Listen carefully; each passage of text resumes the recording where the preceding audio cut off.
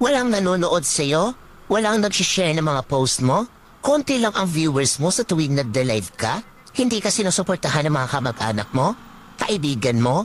Kakilala mo? Kapitbahay mo? Pinagtatawanan ka dahil sa pag-reels mo? Pinagtatawanan ka dahil sa paggawa mo ng mga content? Ito ang tatandaan mo. Huwag kang huminto. Huwag kang susuko. Huwag kang papaapekto sa sasabihin ng ibang tao tungkol sa'yo.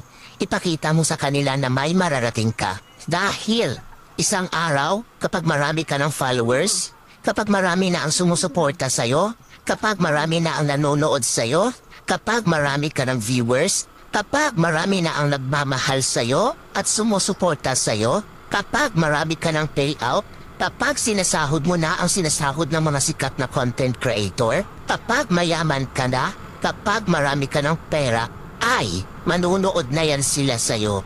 Sila na ang kusang lalaki.